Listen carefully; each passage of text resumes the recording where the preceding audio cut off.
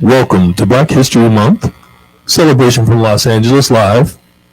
We're joined with Jeff Thompson and Dana Womack, entertainment. Celebration from Los Angeles Live. We're joined with Jeff Thompson. Let's do it one more time because let me record.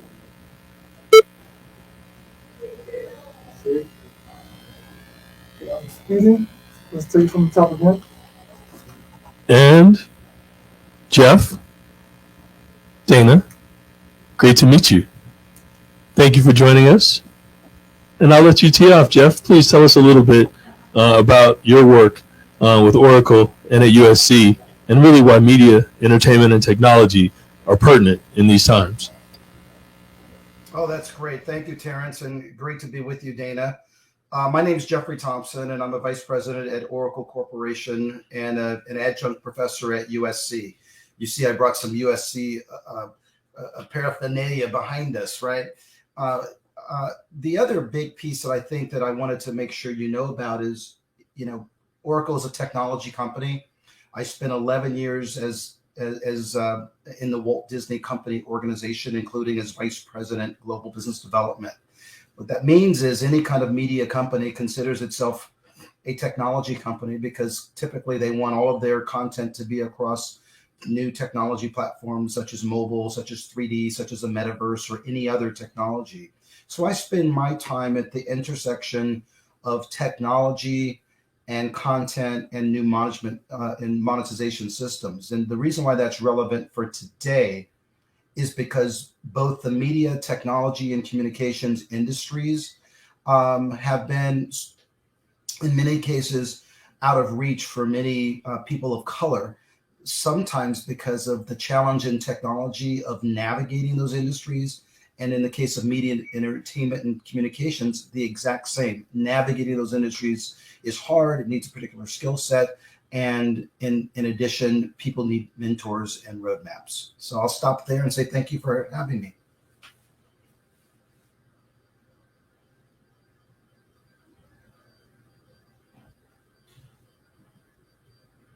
Thank you, Jeff, for joining us. We're so honored to have you. Going into this, I just first want to talk about how your experience in being a leader at Disney, how that affected you when you transitioned into doing adjunct teaching at different universities, and then how that helped you moving into your job now at Oracle Technology, how leadership and technology, how those go hand in hand, and how you need one to really be successful in the other. Yeah, I think for any student, I would always caution them to set big goals. I would also advise them to go into areas where they could be curious. I think that when you look at the Walt Disney Company, there's a little bit of schizophrenia there, right? Most people feel like they know the Disney Company simply because they know the Disney brand, or they know the Disney theme parks, they know Disney movies. However, you'll find that most people don't know that Disney was one of the first media companies to stream, that Disney was one of the first to own a patent on Blu-ray disc. That's a technology that I launched with Disney. And not just that Disney was a content owner, but they owned and had a very influential part of the content and the distribution system. So what I learned is continuous learning is super critical always. Getting into areas where the market is going is another area that is very important that we typically, don't typically think about. Many times we've been, not as involved or invited into particular areas. So by the time we get invited in, those areas have been sort of grown over. And so I always tell my students, and I tell people that I work with, that the fact is you want to be going where the puck is going, not where it's been. So you want to be looking at what are those new monetization systems, what is happening with mobile technology and content, what is happening with the metaverse, where you will see growth and a different way to monetize, meaning make money off of or build a business around. Different platforms that will be coming. It's almost if I told you, hey, right now in 2022? Are you going to invest in an Apple iPhone, or are you going to invest in a website? Well, first you need to do both, but you probably want to go with whichever one is going to grow the fastest and be the most influential around the world and in the United States. Dana, I'll turn it back to you.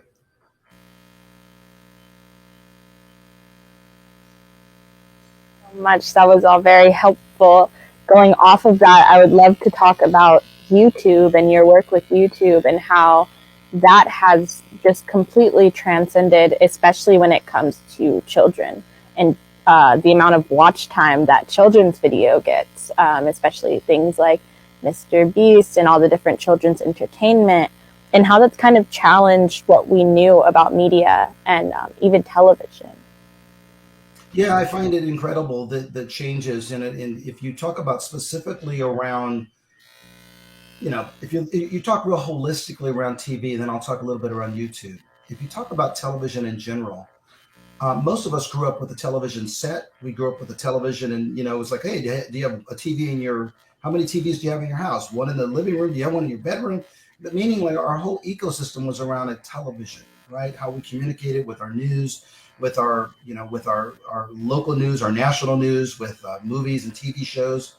And there's about 300 million TV sets in the United States. On average, there's about 100 million homes, and there's about three TVs each home. So you have about 300 million TV sets. And so you were programming for a universe of 300 million people, or 300 million or 100 million households.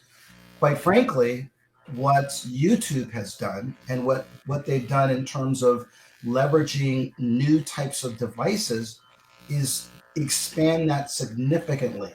So how many cell phones are out there in the United States alone? Almost a billion, around the world. Just you have a significant install base. So you went from having 100 million different households to everyone having a TV in their pocket. And that is what is changing the business of entertainment, because now I am programming to each one of you, each person, rather than I'm programming for a glob of women or a glob of students or a glob of men that love sports. Now I'm programming to Jeffrey Thompson. And what does Jeffrey Thompson like? So the whole ecosystem around personalizing, democratizing matters.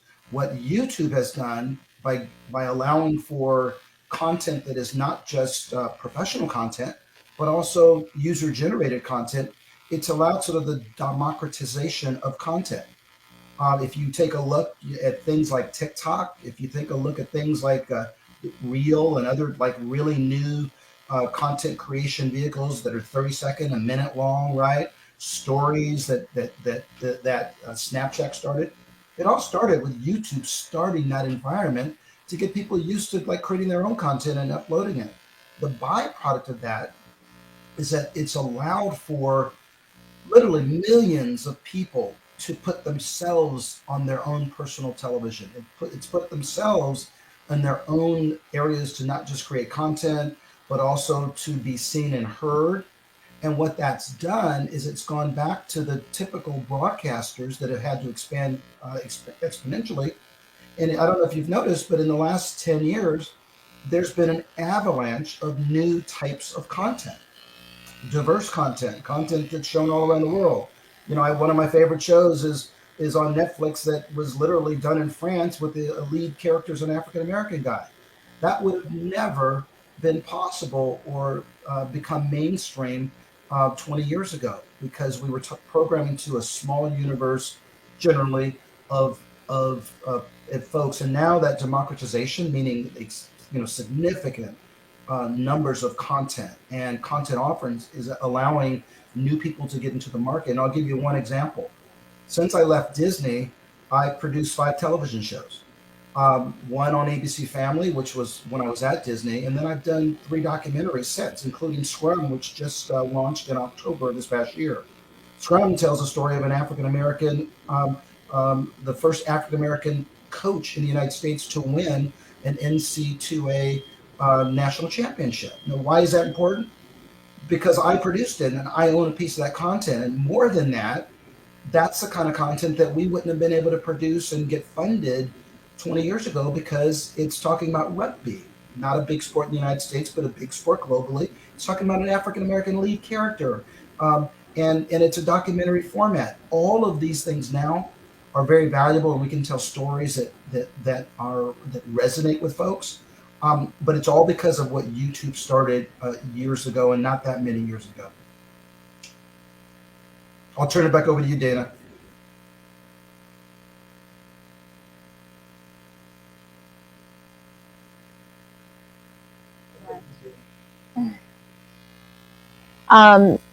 Jumping off of that, I really want to touch on what you said about TikTok and how TikTok has changed the way for even YouTube and Snapchat, how Snapchat and stories and just short form media has really changed even how we view long form media, how people have to react to, people losing the ability to pay attention after 60 seconds, scenes having to cut super quickly to match up with the fact that we're watching these TikToks that are 1 minute each and only up to 3 minutes, how that's just affected media in general.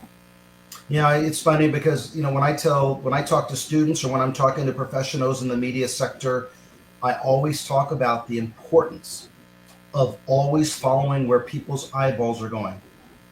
No matter if you look at any good entertainment company or media communications company, they're always studying every aspect of what people are doing in their spare time. Are they watching the news? Are they watching a television show? Are they playing a video game? Are they doing TikToks? Are they creating their own videos? Or are they shopping online on Amazon? So knowing what people do with their habits and the trends that are taking place with people, that is super critical in determining not just what to invest in, but what people are doing and what they're interested in. And so when I look at TikTok is interesting because if you look at the last quarter of 2021, meaning the last year, the last quarter, but last year of 2021, TikTok was the #1 growing technology vehicle for video, #1. And guess who's #2 now at the time? #2 for growth is YouTube, meaning Google. #1 now is TikTok, not in full, but in growth. And we always want to look at what's growing, what's trending, because that tells you sort of where people's habits are. TikTok is a phenomenal property in that it spins off a lot of information, it spins off a lot of data, but it also showcases a quick and easy way to entertain, not just to watch others entertain you, but also for you to be involved in that game and entertain.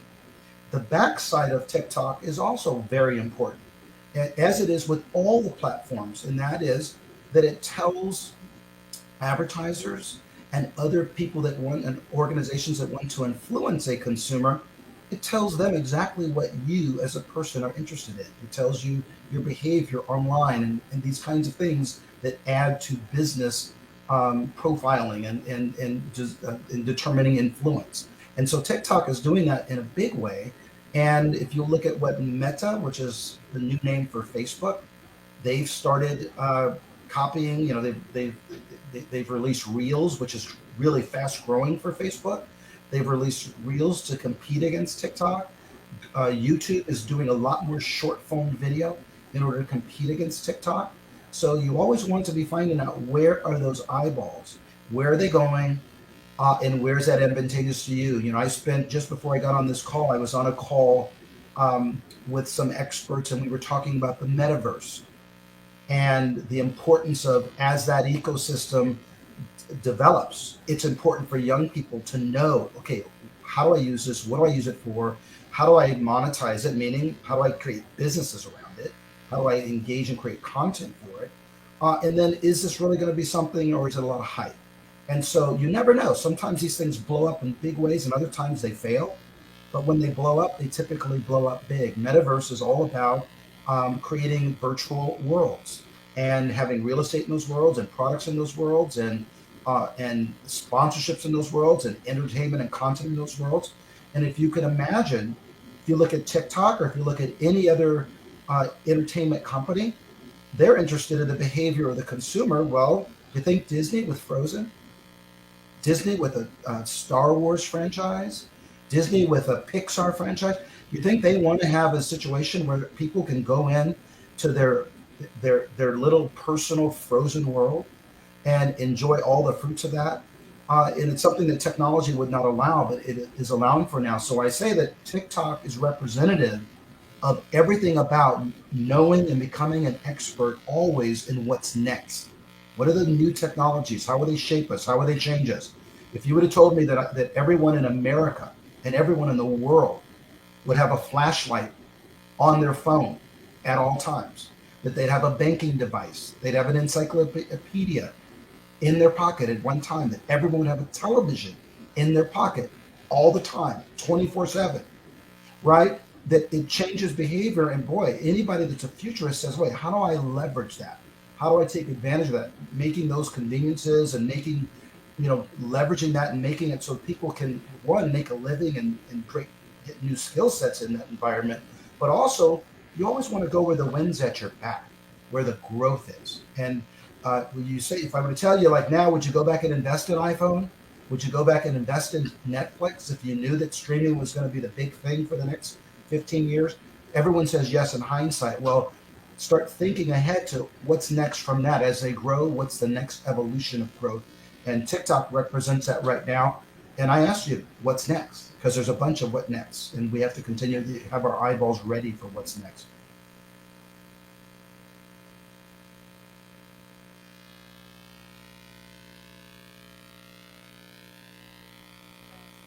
Thank you so much. That just makes me want to go back and touch on leadership again, and how, being a leader and being able to see what comes next and what is making, strides in media and entertainment, things like TikTok and Facebook, taking Instagram, putting reels on Instagram. People definitely go from TikTok to Instagram, just looking at reels over and over again all day. And how that is affecting ads, and how that is affecting people when they're thinking, how do I want to promote this product? Are we going to use a TikTok, or are we going to use an Instagram reel? Are we going to use both? Are we going to make it 1 minute, 2 minutes? I know TikTok has a version for 3 minutes, but Instagram doesn't. And maybe because Instagram knows that short form video, anything under 1 minute, is what's going to promote and do best in terms of advertisement. I know Instagram also is mainly focusing on shopping, not really video content as much, because reels really are making that a core thing. Yeah, as someone who cares about the advertising ecosystem, I'm very excited where we are. There have never been more choices for different kinds of content to be married up with different kinds of advertising, right? If you look at short form advertising, of things like TikTok and Instagram and Reels, all the way through the traditional Super Bowl commercial, which each 30 seconds costs $7 million. There's a really interesting change taking place, and that is that I can personalize and create content across all of those channels. And so I would encourage. I think if I'm a marketing manager planning a media budget, I'm looking at, okay, if I'm doing reputational advertising, or even if I'm launching a new product, I'm going to be looking. I have to have a great social strategy, right? Because when you have a social strategy, you're really touching people, and you're touching them where they are. Literally, if they're in their car looking at their phone as a passenger in that car, if they're on the train, if they're walking, if they're sitting at a bus bench, no matter where people are, usually they're engaging with their phone. And so if you're just doing television ads, you're missing a whole lot of engagement of consumers and trust building consumers. And I think that's where the digital piece has changed. We used to say, like, okay, how many hours are people watching TV a day? Oh, they're watching TV 3 hours a day. Oh, that's a lot of television for advertising. Well, think how much people are engaged on their phones every day. Literally, it's 7 or 8 hours a day. It's triple television, right? And they were telling us we were watching too much TV for the last 20 years, right? So now you have this engagement vehicle where you're influencing, and advertisers have the ability to touch someone across Facebook, across Instagram, across Reels, across Snapchat, across all kinds of platforms, right? Even platforms like Waze, where if I'm driving down the street, a Burger King or a McDonald's ad could show up because it knows I'm right in the vicinity of one of those restaurants. And so if I'm an advertiser, I'm looking for how do I use these different channels to develop trust, to develop a product positioning, and to drive active engagement. And active engagement, for those that don't know, is, if you have a television ad, you always want the ability to have a call to action, right? How do I get someone to not just see a Super Bowl commercial, but, oh, I want to actually go out and buy that Nissan, right? Or I want to go out and buy that dress or that whatever's being advertised. Well, quite frankly, if I'm advertising online, you're one click away from making that transaction. I'm on Instagram, I can make that transaction, which, they have a Shopify deal and a big commerce deal where I can click a button and buy that, whatever it is, immediately right there. The call to action is push the button and buy. And so that is a significant change as to compared to how television and radio advertising, which was all about entertainment, promotion, sports, but the call to action, you couldn't just make the purchase by watching television. You had to go into a store, you had to call a 1-800 number, you had to do something else. Now with digital, I'm able to make that transaction immediately.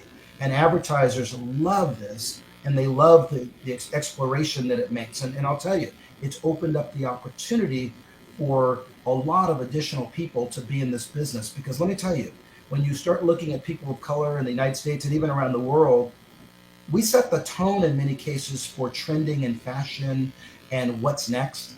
And having a very good ability to study that behavior and leverage that behavior and target that behavior really aggressively and upfront is really important and is really optimal for the industry. Hope this has been a helpful answer to you, because you hit one of the areas that I'm very excited about, and that's the change in advertising.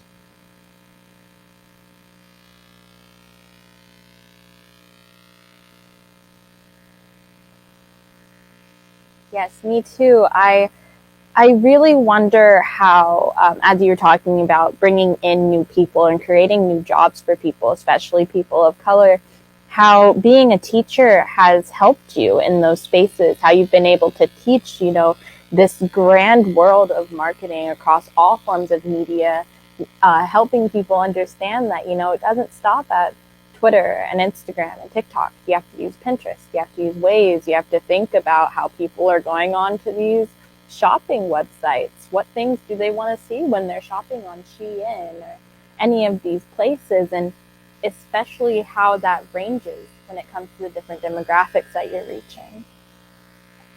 No, absolutely.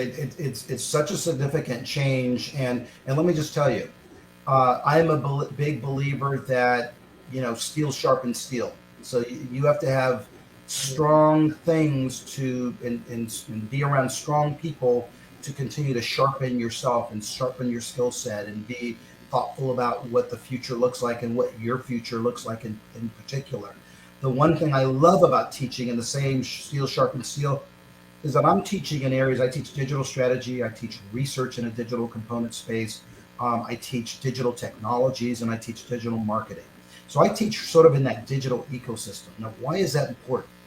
It's important because the things that I'm teaching, I'm not teaching English or other really wonderful subjects that we have to know.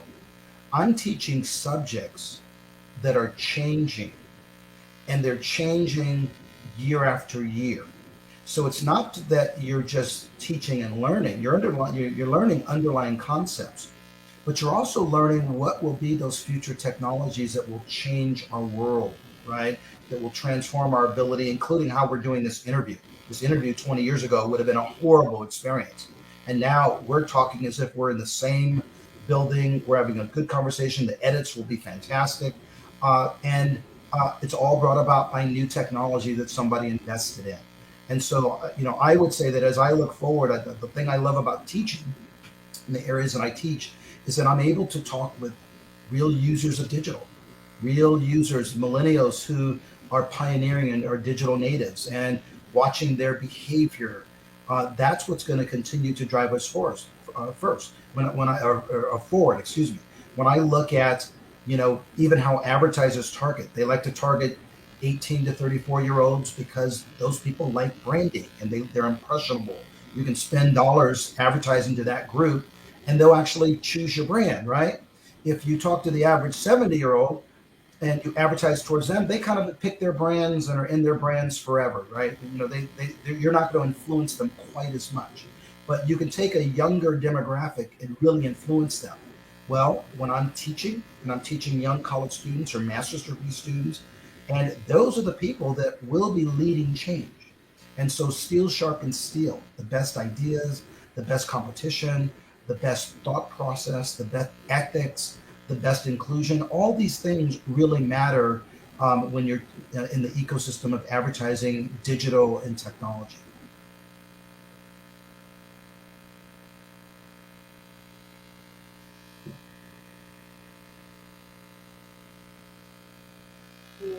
That was a great answer, and I think that teachers are so important, especially as we start thinking about how we're going to help our future generation. Absolutely. Yes. And Miss Griffin, thank you so much for joining us. We were just talking about leadership and teaching as it transcends media and digital marketing. And I would just love to know your thoughts on that, how media has shifted the way that we're teaching people and how media has shifted leadership as a whole. How media has helped us decide, what comes next. How are we going from here to there?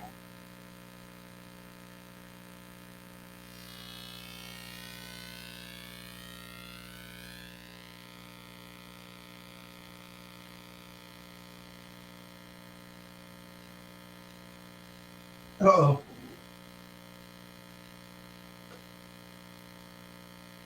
Well, Dana, I'll take your lead. There she is. Oh, okay, I'm back. Hello, and thank you so much. And hi, Jeffrey, as well. I just want to say thanks so much for having me. Media has shifted so much, and it's interesting because, and I missed the beginning parts of your conversation, so I may come in at a different space. But as someone who works in brand and leadership development, we have been constantly telling people to prepare to be in a position to share at that level. But now that everyone has this platform that they have created for themselves, it's even more important that you're prepared for the platform. And so it has exposed people in spaces. It's allowed people to develop in real time, and it's really had a great. It's given us a great sense for people who are prepared to be able to take their message, their platform, their business to the next level in that space.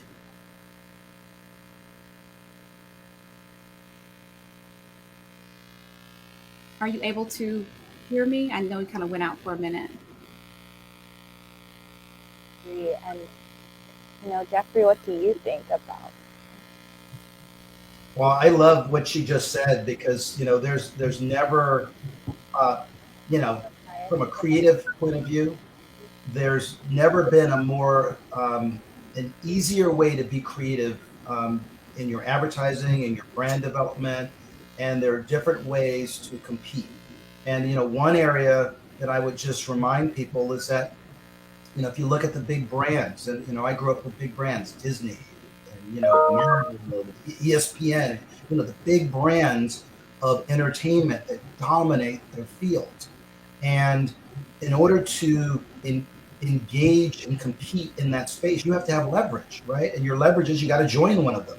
Right? Same in music. You needed to join, make it up Sony Music or Universal Music to have your music heard. Well, if you think about it from a leadership perspective in media now, there are so many companies that are leveraging tools, e-commerce tools, branding tools, advertising tools like TikTok, Facebook, Instagram, and others, YouTube. And they're able to create their little brand, brand of shoes, brand of eyelashes, brand of brushes, all kinds of, and actually compete against much larger competitors because they can get exposure to the marketplace, and those consumers have the ability to purchase. So I've never been more excited. And from a diversity point of view, that allows, most of the time when you're talking any level of diversity, you're talking about, okay, here's our big category, and then here's our diversity category. Well, now when I'm looking online and I'm looking at these audiences, I can customize my plans and really target heavily individual communities at a very depth level. And I love this new capabilities. And by the way, I credit Netflix, I credit Amazon, and I credit Hulu in particular for creating much more diverse content and producing that and getting that on air, because that's also allowed for different kinds of stories to be told and different advertisers to jump on board with those different kinds of stories. That wasn't always the case when you had big Sony, big Disney, big Fox, big BBC. Every once in a while you'd have a diverse storyline. But now I can go to Netflix and I can see all the content I want for almost any community I want to target, or any community that wants to be entertained. And I love just where we are right now. And I think it's so, just to add to that, when you're talking about story matters. When we're talking about branding, story matters.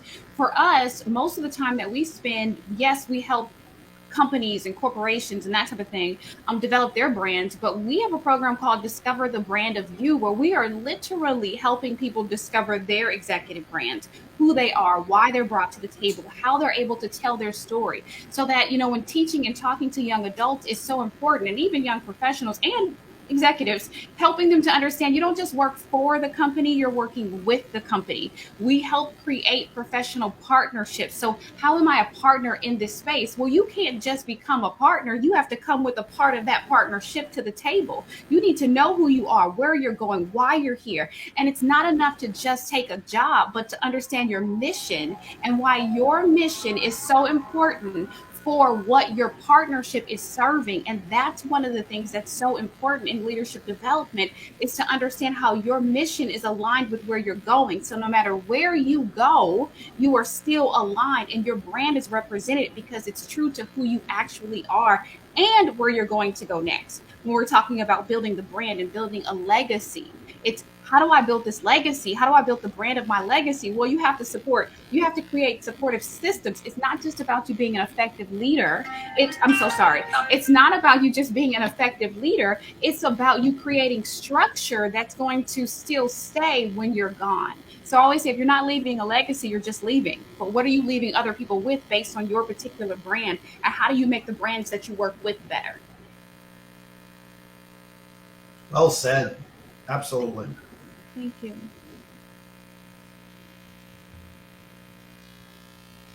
And I would love to go off that and talk about how media it's so different now, because when people are promoting their project, whether they have the backing of a studio or the backing of even a commercial team, they can just promote it on their social media.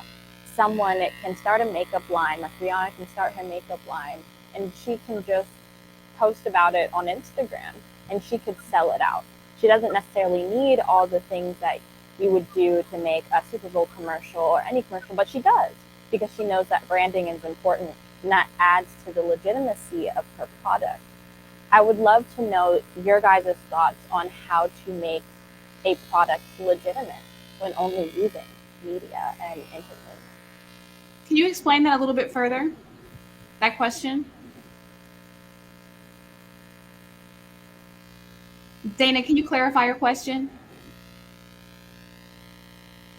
So, when we're using media in these times, we think that social media or TikTok, Instagram, even just using something like Safari, just digital media, that is the way that people go. That's kind of the way that works nowadays.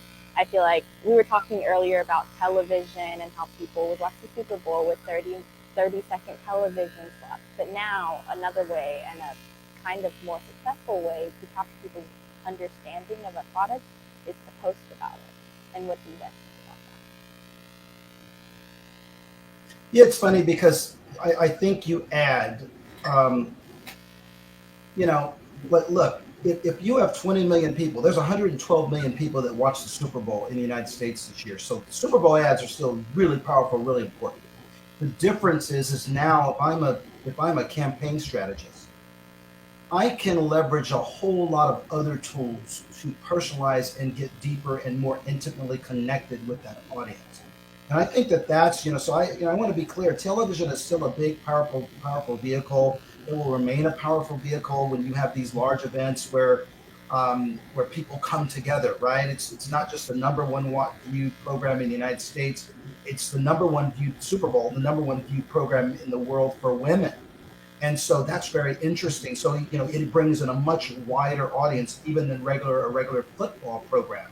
So where I'm going is, when you look at the other side of this, these other areas are where the growth is from, to personalize. And think about it for a second. If I'm Amazon has Amazon Prime, so if I'm looking at the data, I can tell of my 7 million, make it up, subscribers, and I'm just making that number up. But if I have 7 million viewers, I can tell what they're watching, how long they're watching, what they're rewinding, what they're binging, what categories they watch.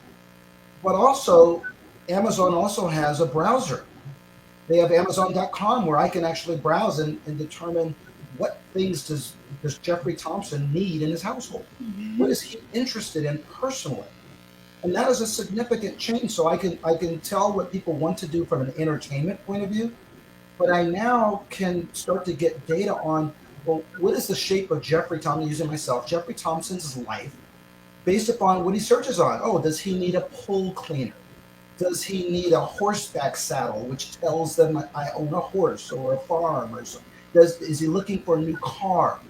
If he's looking for a new car? What color is that new car? So if you ask the question, the digital media, like even what Amazon and others have, you have the ability to really personalize. And then I'm going to go back to the third and really important piece. I know what people want to do entertainment-wise. I kind of know what they're browsing around. But now I have their credit card, and I have their address. And they push the button and can buy whatever I'm selling them immediately. That is a significant game changer. It's the reason why Amazon is now always neck and neck with being in the top 5 of most valuable companies. But others are doing the same thing, right? Netflix does some of the same things. Disney is attempting to do some of the same things, and many of the other media companies. YouTube started all this, right? But the others, TikTok and Instagram, they're all sort of doing some version of this. And so where we go and where we are with it, I think that there's a lot of leadership abilities. One thing I tell everybody that I teach: you need to be a product expert. You need to be an expert in the area you're in, whether it's marketing, finance, legal, HR, whatever it is. But let's be very clear: whatever industry you go in, you need to become an expert in that industry, right? And you want to add value, become an expert, well beyond just the media and the marketing. What's causing that industry to grow? What's limiting it? What are executives challenged with? And that's how you start to gain value, as not just in the expert category you're in, but well beyond, to understanding how you become an industry expert and add a different kind of value as you grow in your career. Absolutely. I love what you said, because it really is about learning the language of the business, learning to speak the language of the business that you're in. And there's been such a shift in the mindset of gaining data. It used to be you'd have to survey people and it was a favor, right? And, I wonder if they'll tell me this information. And now, because of how media has changed and social media has changed the game, it's really a tailored approach. We're asking you this information because we want to know what it is that you're really interested in. We want to make sure that we tailor our needs to what it is that you're doing. Sometimes it's a bit scary, the fact that it's so tailored that now it's popping up on my phone, certain things with music. But it really is, it really takes that branding, that marketing to the next level. And it's interesting because oftentimes when you mentioned the makeup line before, Rihanna has a whole team that has decided that they would help her with this whole branding. But oftentimes people want to market before they brand. and there is a difference. And before you get into that whole marketing space of social media, you have to make sure that you're setting up your brand before you're advertising it. Oh my God, you just touched on something I think is so great, and I'm just, you're not, no one asked the question, but and you're getting at it. It's called. Thank you. You just touched on something I think is so great. Oh, did I hear some noise there? But being It's authentic. feedback on. I'm hearing you after, but I'm listening. Okay, well, I apologize, but it's about being authentic. Sorry, we need to wrap up here on the other piece. So thank you so much for joining. And Dana, thank you so much for your participation. Okay, well, Thank thank you. you. And Jeffrey, I will connect with you on LinkedIn as well, so I can hear your other thought. But I'm Please listening. do. If this is it, I'll definitely connect with you. We should absolutely. Thanks, Dana. Thanks, Dana.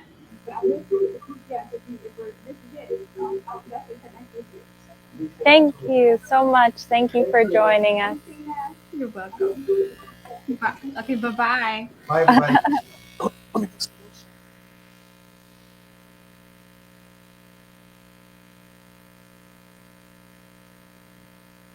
So Dana, let me introduce you to Mr. Daniel Walker, fellow producer. Hello, it's so nice to meet you. And he's going to answer a few more of the questions sort of directly. So please.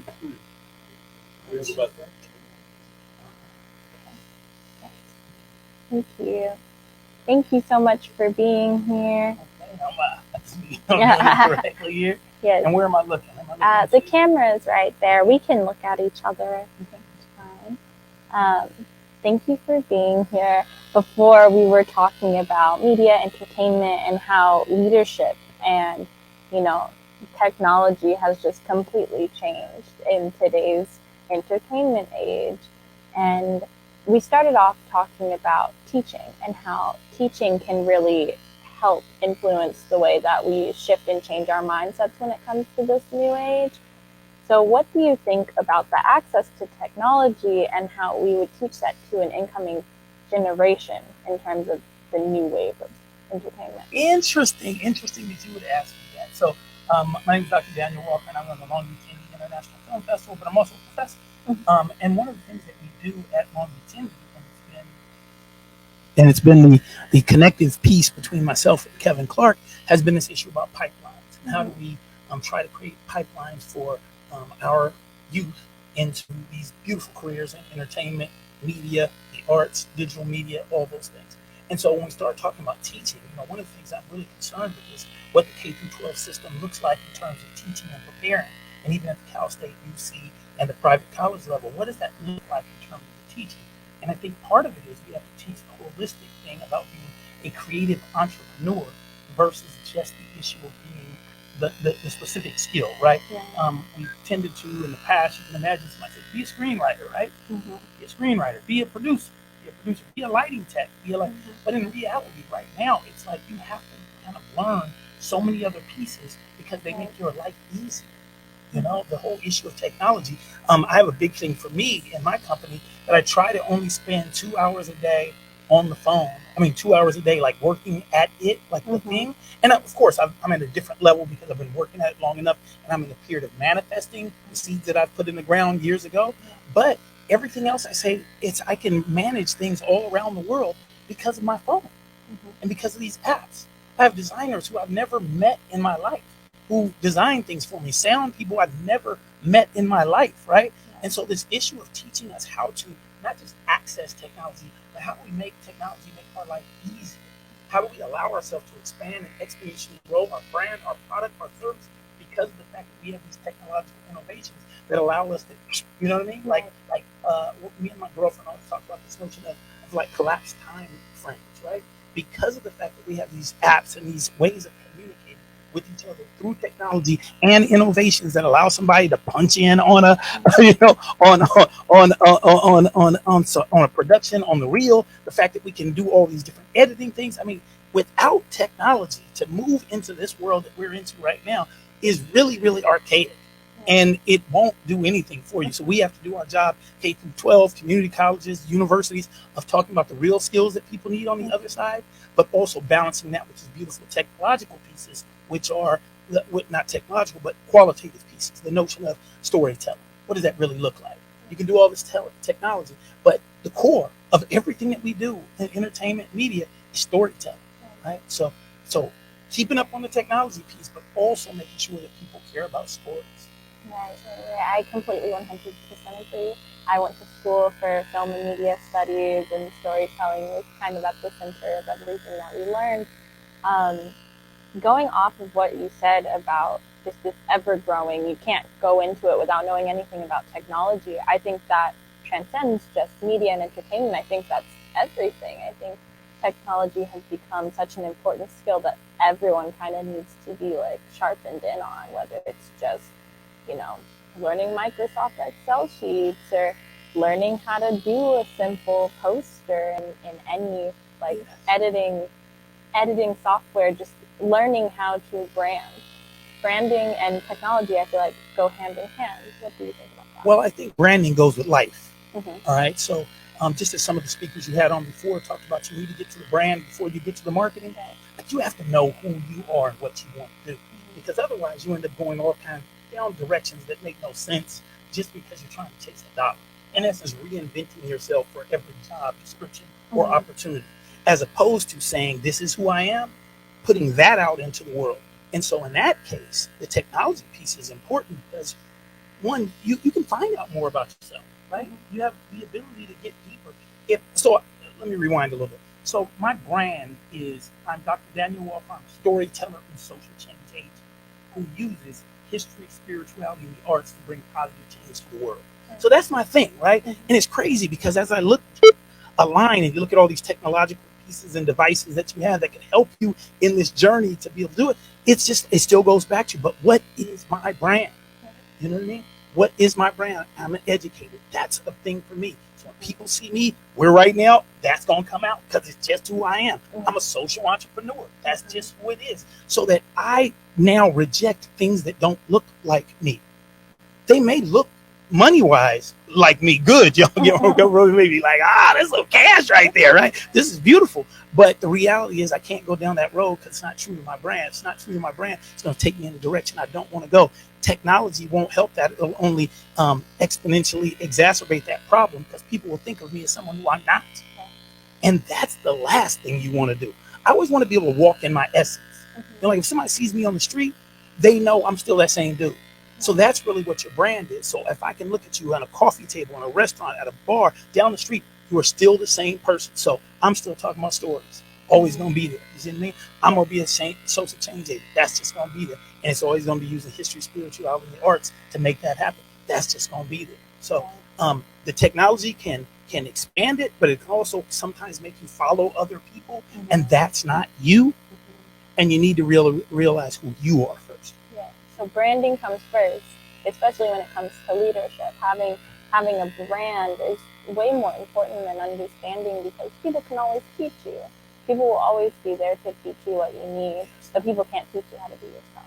Yes. And leadership is a different thing, right? I mean, leadership is leadership, right? And so you see all kinds of people try to create themselves as a leader online, but it's not what you are. Right. Doesn't mean that you can't become an online leader because people are, right? There's been all kinds of social justice movements in the last 10, 15 years that have been exponentially, their reach, their broadening, the knowledge of them has increased because of social media. I'm not saying that because there are people who can work that out, right? But at the same time, you can't go and perpetrate the fraud, as we used to say. Put yourself out there as some leader. You still have to be able to gain the hearts and the minds of the people, right? And that's about what you do, not just about what you post. So, yes. And speaking of doing and posting, people can present themselves as a brand and they can go out and get the job. But a lot of times what we post can really impact our jobs and our work life and what we end up doing in our future. A lot of times the internet can end up like kind of destroying everything that you built up and everything that you worked for. Well, I would say this. There's two ways in which I look at this. Because one is, so I'm a historian, and because of the fact that I work in that field, there's a lot of engagement, especially in the past few years, about historical monuments, about historical, the way we tell history, this telling of history, right? You can even talk about debates people have today about critical race theory, also. So it's debating, can we tell stories anymore? You get me? You know, that which is crazy, right? And so sometimes when you think about the internet, you look at this big behemoth that's out there, right? And you post stuff that is not you, it comes back, right? Always. And but it also comes back in a good way. If that's just who you are. I say that because I was consulting for a school district, and someone asked me a question about what I feel about these monuments, and they really wanted to say that we need to preserve these Confederate monuments, but they were couching it in this really interesting conversation about, are we losing history? Now I know that I've written articles about, I've been online about all, so I got to go back to who I am, right? I got to go back to, no matter what the context might have been, the reality is I got to go back to who I am. And what am I? A person who says this stuff is junk, right? You know what I mean? And so I have to stick with it. I can't change. And that's why it's so important to be yourself, to walk in it. If you like a glass of wine at 6 o'clock in the afternoon, you should post that you like a glass of wine at 6 o'clock in the afternoon. So if somebody sees you with a glass of wine at 6 o'clock in the afternoon, they understand that's who you are. You get me? You can't walk around with this defining notion of who you are. You got to truly be yourself. So if there's anything I could give anybody, it is be yourself. Your stories are your stories. Your community, when you tell those stories, the world will then gravitate towards the stories. You don't have to pick a story somewhere else. Be yourself. The most personal is the most universal. And if everybody just gets that as a storyteller, then you don't run and find other stories. You tell your truth. Your truth is your brand. Your truth is who you are. Your truth is your reality. You get me? So you just go all the way through with that same mentality, and then you'll be all right. I think that's great. Even in terms of leadership, I think that's great advice. You know, be who you are and stay true to it. Thank you so much for joining us and for giving us your wisdom. I really appreciate it. It was an honor to meet you. Well, thank you for doing what you do. Boom. Sure. Looking forward to talking. Thank you.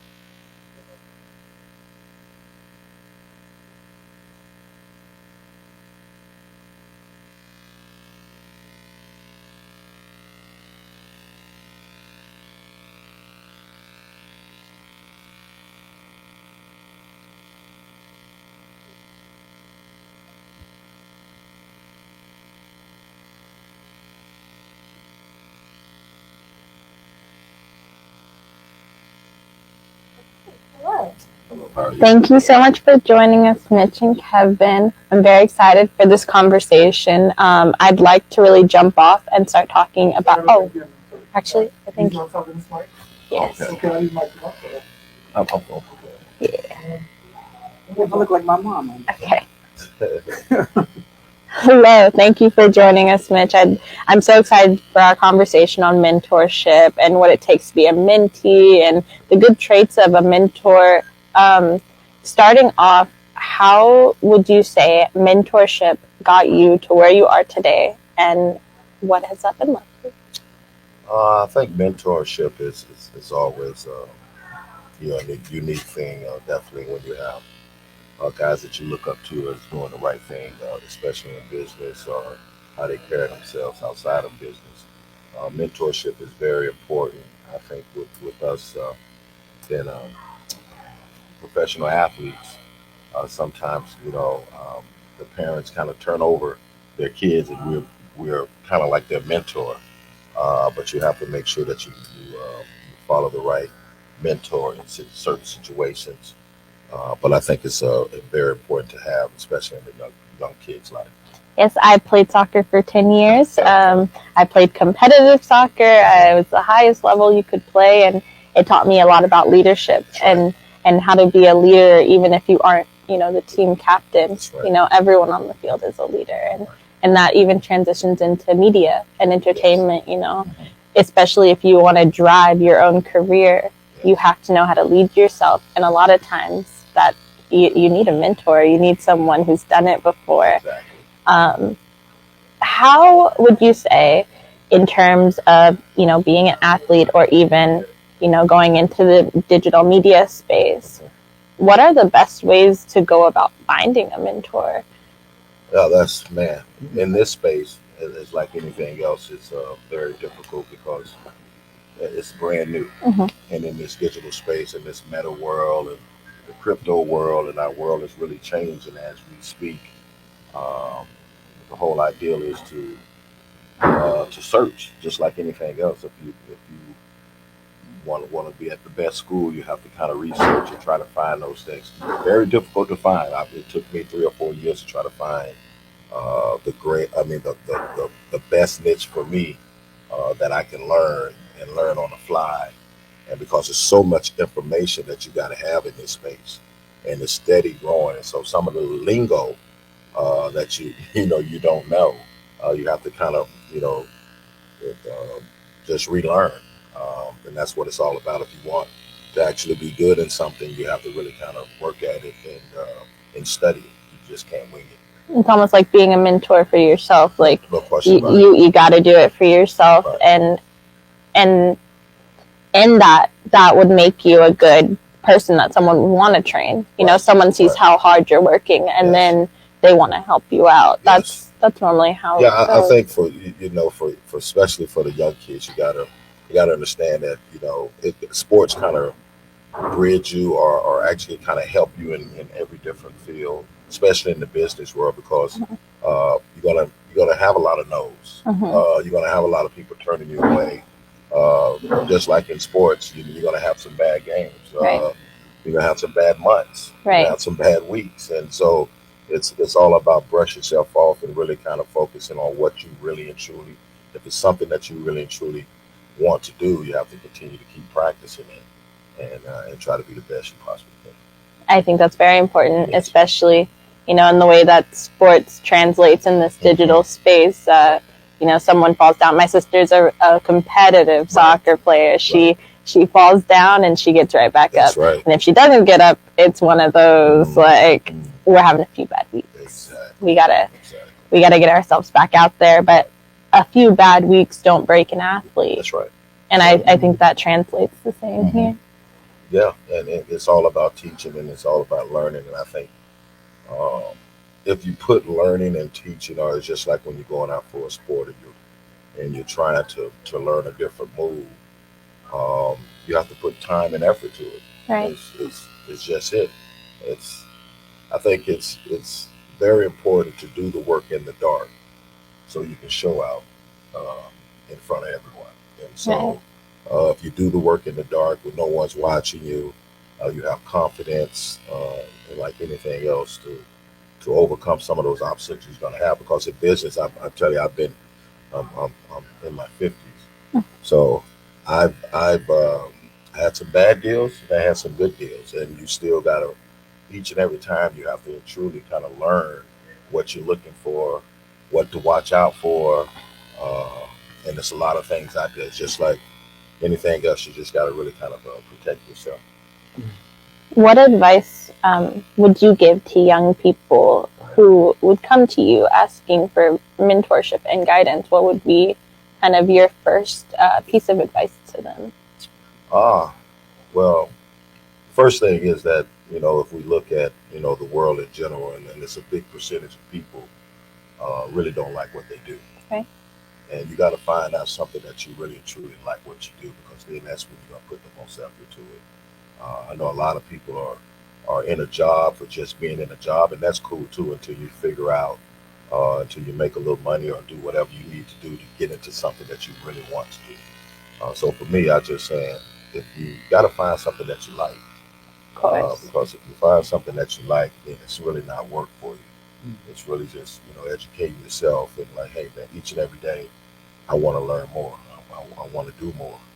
And I think that's the best thing I can do. Thank you. That was great. I'd like to turn it over to Kevin Clark of The Car and just ask you, Kevin, what do you think in terms of mentorship in this digital age? What are the key traits in being a mentor to young people? Okay, so one, I want to thank Mitch, Terrence, and Shane, and Saul, who are operating cameras and the equipment, because they're mentors. Yes. They're mentoring that car, the organization that we started almost 30 years ago. So it's not just mentoring a person, it's really volunteering and giving your time, your energy, and your heart to something that you believe is worthy of your time, your heart, your effort, your name. So mentoring mentorship is a very big thing for I think all the people that are listening to this and that will learn anything, is try understanding that you have to have a big heart, big ears, and a little mouth. Because the only way you can get people to tell you who they are is to draw things out of them, and they don't want to be talked to death. Right. So you got to figure out how to relate to them and how to be open and welcome them, with body language, just with access to who you are. And that's not for everybody. So I would say that mentorship is a science that, if you do it well enough, can become an art form. Yeah. So I want to thank some people that are mentors and mentors to be, who are joining us today. First person I want to cite is a person I have not met physically. We've talked on the phone, and I'm connected with him through a project connected to Kareem Abdul-Jabbar. His name is Kyle Mays. So I want to see if we can have Kyle, share a little bit about how mentors have helped to shape his life. Yeah, so thanks for having me on. And Hey, Kyle. Hey, how y'all doing? It's Kevin. Good to meet you. At least in via video, Kevin. Again. So I think for me, mentorship has been fundamental to my trajectory as a scholar and a professor. And I have to give a big shout out to my mentor, Dr. Geneva Smitherman. And so Dr. G, as we affectionately called her, wrote a book called Talking and Testifying: The Language of Black America. in 1977. It's been reprinted a few times. And it looks at African American culture specifically through the issue of Ebonics or Black language or Black English. And she was also a pioneer in creating a school in Detroit, co-founding it called the Malcolm X Academy in Detroit long ago. So I'm very humble and gracious to have been mentored by her, and she's been and continues to be a mentor. And I was glad to hear the things about mentorship, because some mentors are there for a part of your life, and then some are there for a lifetime. So I'm so grateful, and then now I get to be a mentor to colleagues and younger scholars as well, even though I'm not that old either. But it's a very important thing for me.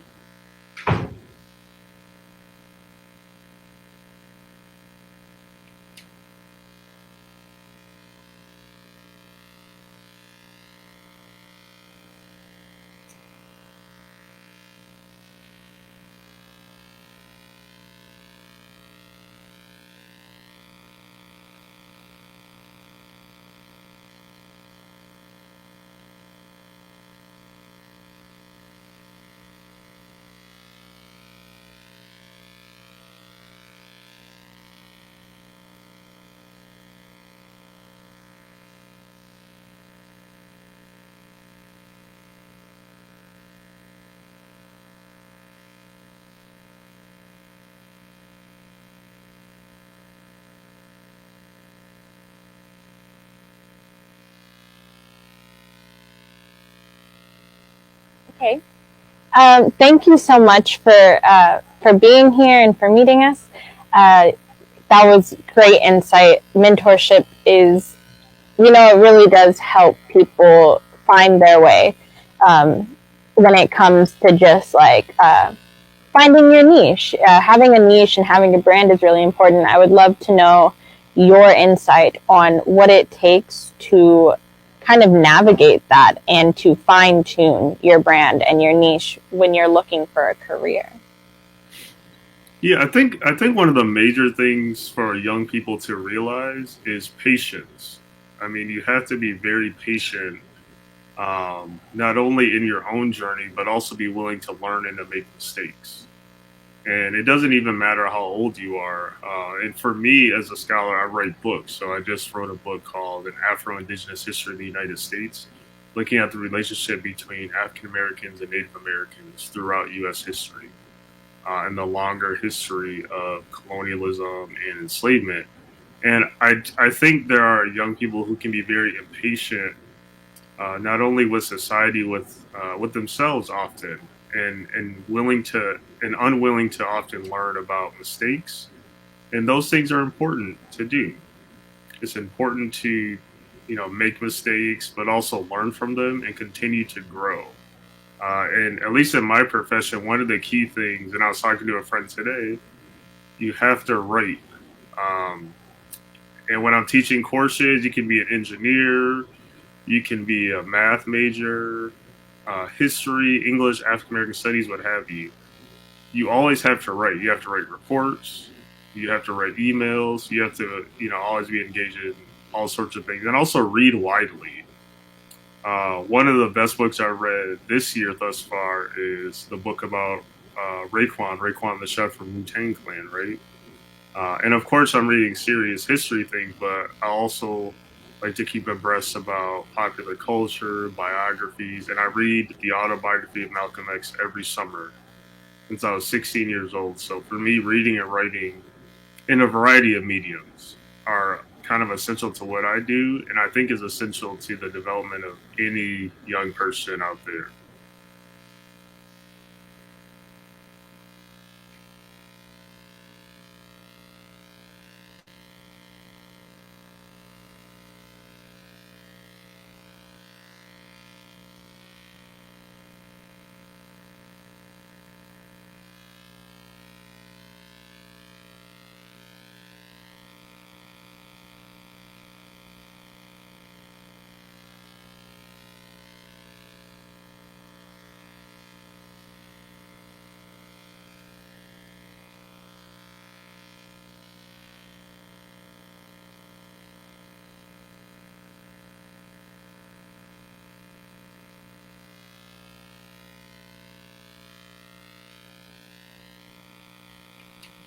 you so much. I think that is so true, that writing in English and just knowing the words to use, the specifics to use, that can be very helpful when it comes to navigating in this industry and in this world. I thank you so much for joining us. I would like to turn it back over to Kevin. And Well, yeah, I've got a list of friends that I want to just get in and out of an introduction, because they've been so important in mentoring Dakar and mentoring my life. I don't know. There's a whole list, but Terrence, do we have? Yeah. So Kyle, again, man, as a new friend, I absolutely want to make the invitation to join us as we impact these students and make make this road easier for us to try and create the next generation of mentors. Yeah, let's try to make something happen.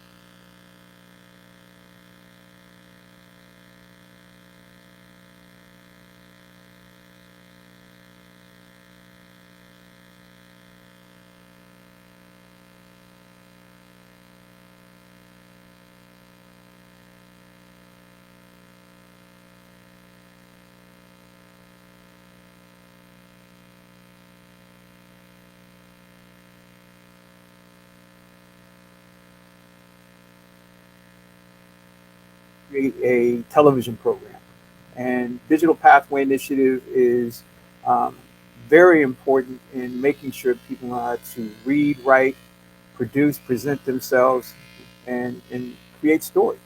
So Brown Bag TV is what we created, is a way for us to do all of this and deliver it during lunchtime. So hello, Dave. Hi, everybody.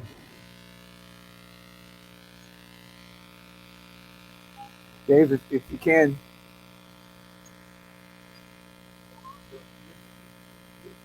Dave, if you can, just share a little bit about how we've met and what you believe Brown Bag TV can do as a mentorship.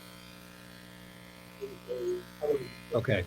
Hi, my name is David Cohen. Right now, I am a content designer at I think we've WhatsApp. got Dave. You want to move? Who else do we? Okay. Hi, my name is David Cohen. I'm a content designer at WhatsApp. I've been working with Kevin and Dakar for, I don't even know how long now. Decade at least. Been a long time. I met Kevin through my work when I was working at an advertising agency, and since then I've been supporting him, in particular with a focus on Brown Bag TV. Brown Bag TV, we're experiencing a little of it right here, but the idea is to get students and people who want to learn by doing. I don't think that's like up.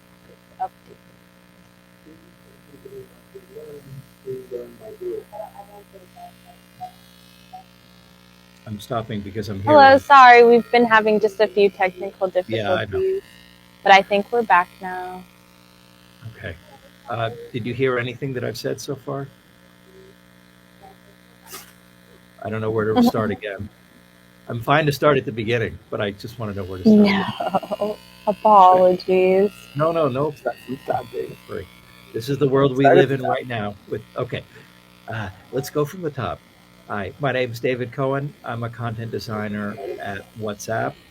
I have been working with Kevin and Dakar for more years than I know.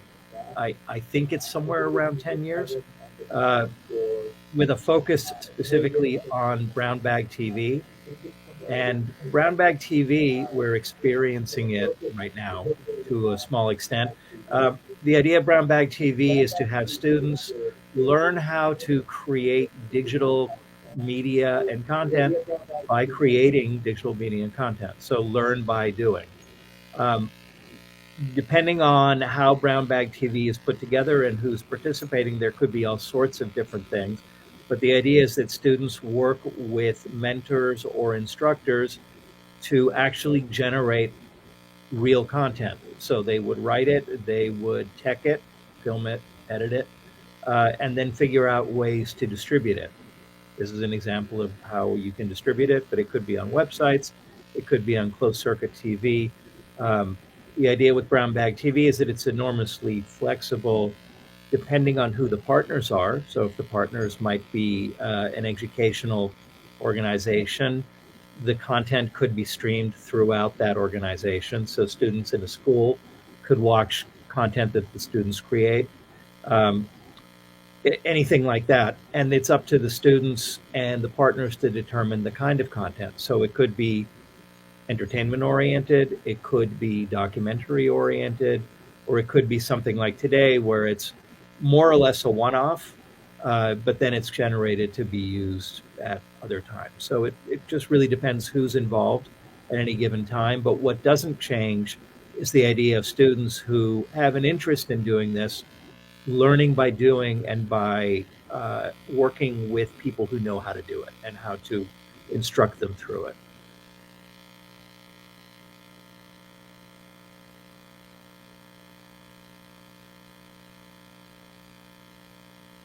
Thank you, David. I would love to know your thoughts on how WhatsApp has transformed into this just super broad communicating service. I know that I use WhatsApp to talk to a friend that I have in Europe, and that is our only form of communication. And how WhatsApp is still important in terms of digital media today, and how it's still, affecting and changing and a way to impact people's lives. Yeah, that's a great question. What I particularly like about working at WhatsApp is it is the biggest communication platform in the world with nearly 3 billion users, and it's for everybody. So we work hard in designing it to make it really understandable by anybody. We talk about, would your Indian granny understand how to work with this? So it's really a way of doing it in a way that works for everybody. It's simple to use. It's really easy to understand. And also, technically, it can work just about anywhere. So in third world countries, there isn't always great infrastructure. There isn't great bandwidth. And WhatsApp is enormously light. So that even when your internet is bad, WhatsApp still works. On top of all that, one of the great things about WhatsApp is that it takes privacy very seriously. Now, everybody takes privacy seriously, or everybody says they take privacy seriously in this day and age, right? It's just the buzzword.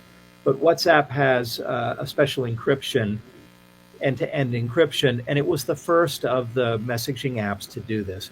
And we still take this enormously seriously. Basically, nobody except for you and the person you're communicating with can see the content of your communications. There's some minor exceptions to that when you're communicating with a business, but that's a very small part of WhatsApp. And the company really holds this close. So as you know, WhatsApp is a part of Meta, formerly known as Facebook. And Facebook, say what you will, and there's a lot of stuff to say about it, but it's an ad-serving platform. And so it succeeds by knowing a lot about its users through data and what they're doing and showing them the right ads. That's just the deal that you get when you're on Facebook. WhatsApp is not like that at all. We don't do any data sharing, and there's no ads within the app. So it stays super private, and I think that's the other thing that people really like. So easy to use anywhere in the world and super private. I mean, that is the combination that people want nowadays. They want to be able to use technology to be close to the people that are important to them in a way that feels very safe and secure.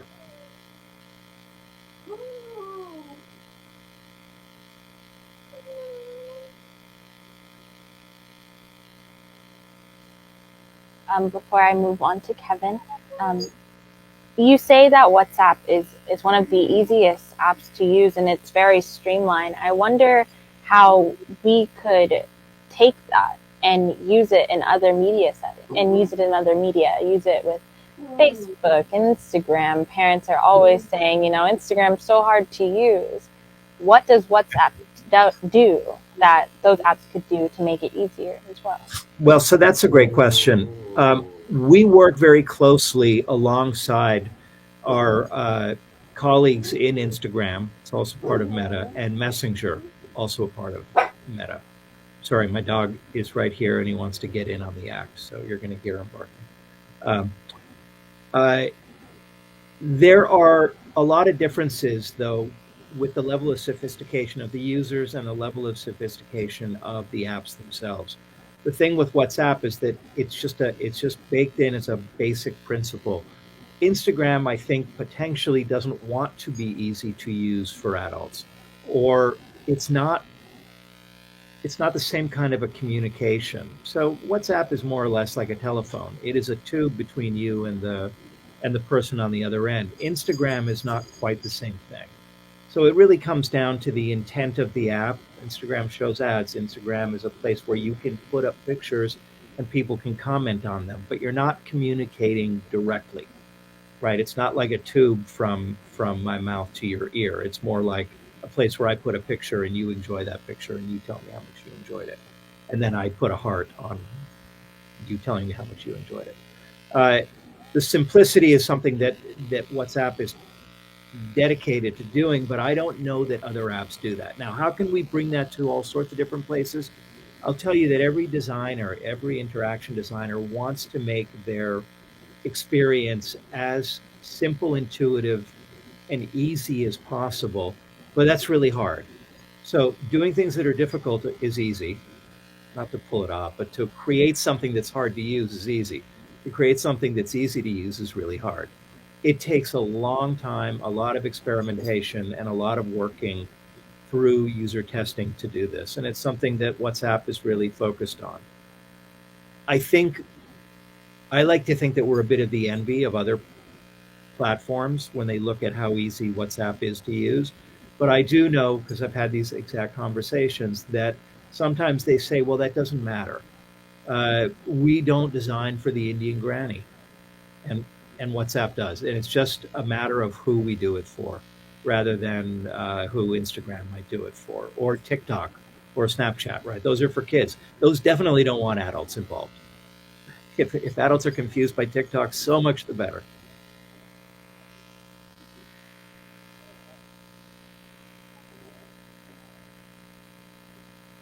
Thank you so much, audience. That's really what tells you. I'm going to turn it over to Kevin. Okay. Well, we're racing to try and get some very important people on. We're going to show a clip, right? And then we're going to go to Jen O'Bray. So thank you again for all the people who are joining us virtually as well as physically here at the City Club in LA. And we'll see you soon.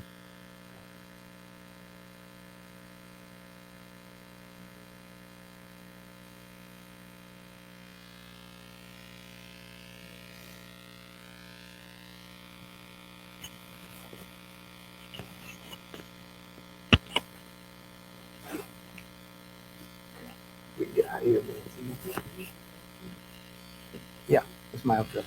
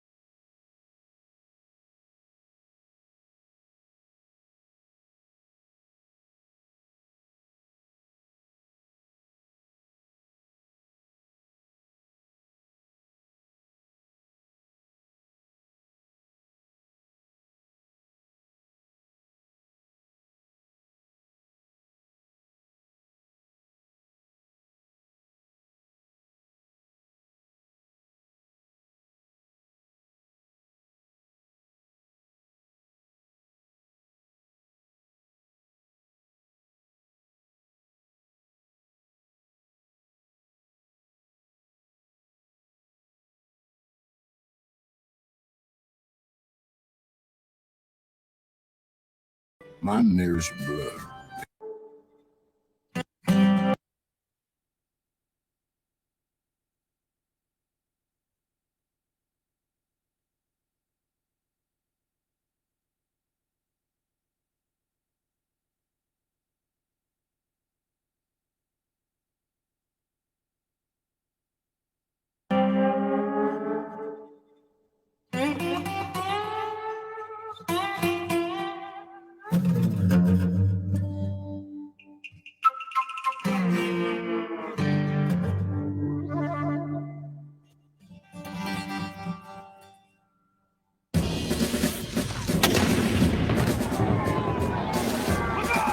I have stood in battle.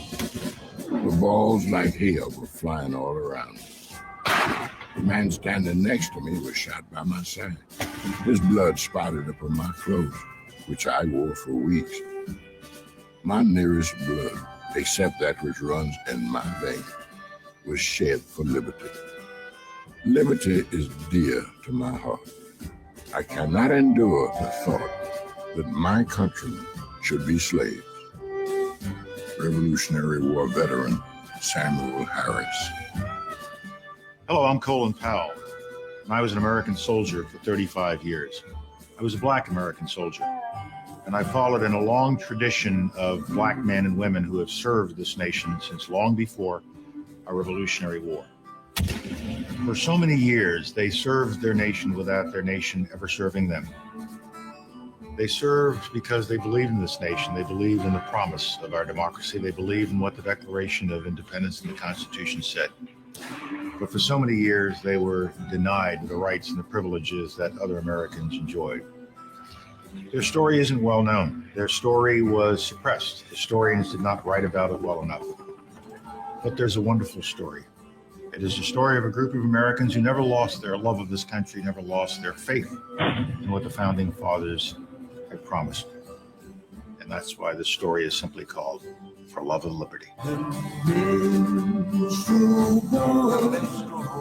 the war has gone to the war, in the ranks of death, you find his father's soul has girded on, and his wild heart's son, he held him near. And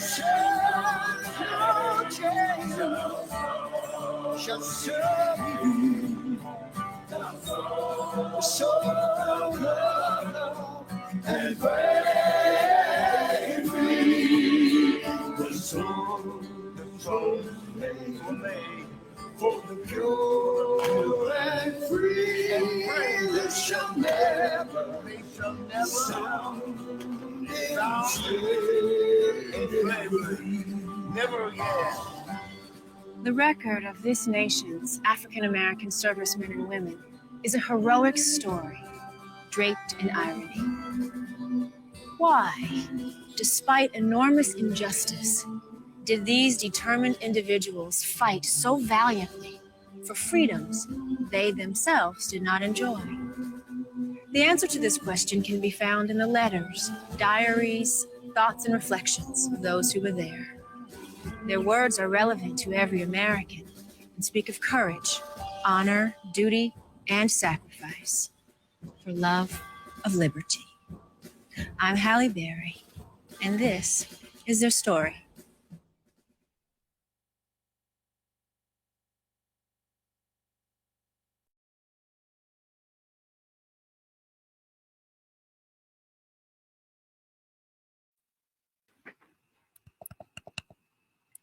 Wow, what a fantastic clip.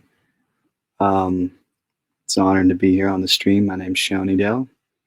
I'm a student mentor. I've been working with Dakar and for the past 3 years, and it's so cool to see how things have grown and progressed over the years from a couple of students working together with Kevin to just all these wonderful, beautiful, amazing, talented people coming together to share their knowledge, to share their skills, and to share their experiences on not just mentorship, but also on history and also on digital content curation and technology.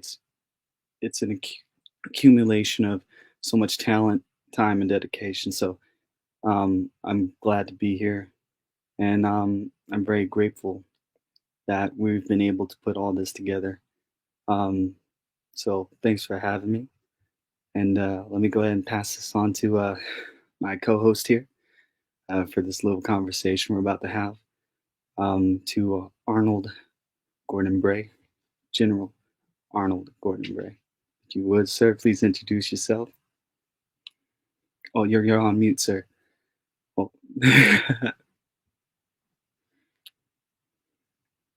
Sometimes you got to be smarter than technology that you're playing with. First of all, thank you very much, Tony. I'm very glad to be here, and very glad to have this conversation with those who are willing to listen.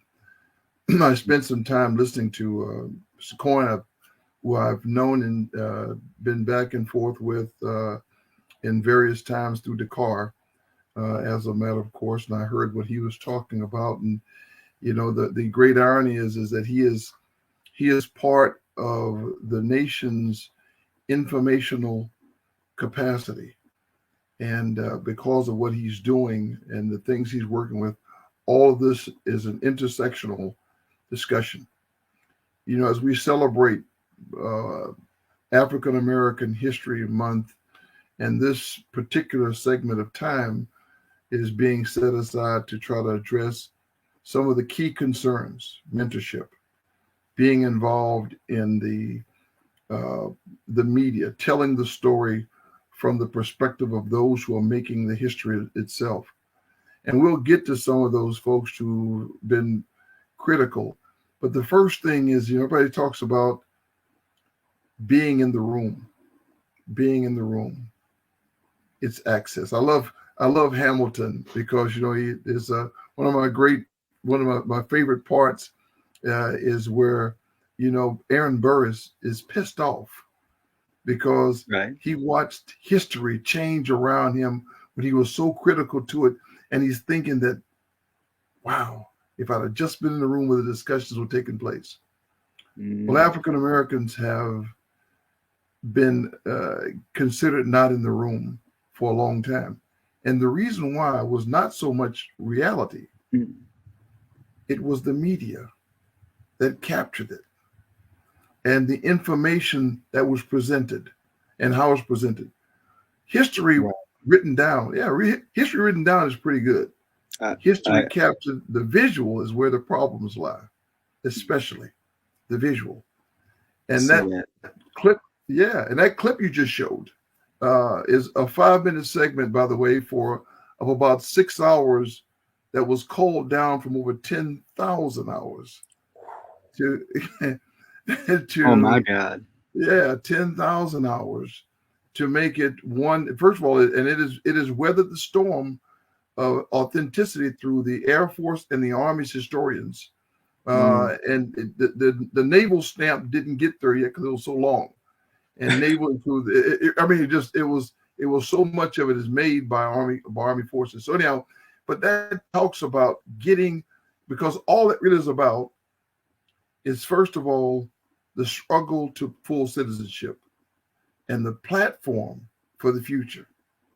And you know, so the whole goal of you and I in this conversation is to make sure that one, curmudgeons like me don't make it a conversation all about the past, but more about the future and the promise better.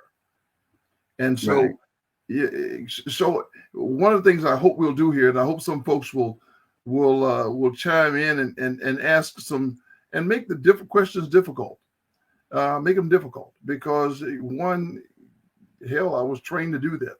You know, like I said, one of the things that I remember, you know, from combat was I was in Iraq, and some of my guys were holed up in a school, and my company commander, Captain Davis, when I drove up, he told me which way to come into the area, and I came into the area and I looked out, and I saw this mob, a couple hundred folks, and we had almost that same amount of media. And he said, "Sir, we just go right on inside." And I said, "Wow, what's going on?" He said, "Well, sir, we had a shootout." I said, "Well, tell me what happened." And he explained to me, he said, "Well, sir, we actually killed some civilians." I said, "Okay, tell me how you killed the civilians and what transpired." Basically, he said, "Sure, there were 7 specific locations where Iraqis came in with weapons and they were firing from these locations, and my guys returned fire to kill them." I said, "Okay." He said, "Sir, we hit civilians." I said, "Okay." I said, "But you were returning fire?" "Yes, sir." And so I saw the sites. I said, "Okay, take me right to the crowd." He said, "Sir, there's a lot of media out there." I said, "Then we've got to tell the story." And he said, I said, "Now how?" And he said, "Okay." So I said, "Is anything that you told me incorrect or unverifiable?" He said, "Sir, no, sir, we're good." So I went to tell the story. And I had one gentleman who was in the middle of the crowd. He was clearly the agitator. In fact, we were able to validate later on that he was actually part of Al-Qaeda, working inside of the forces, and he was a part of a Sharia sect. Actually, excuse me. He was part of the Sharia sect, not Al-Qaeda, and that was working with some forces to be disruptive. Right.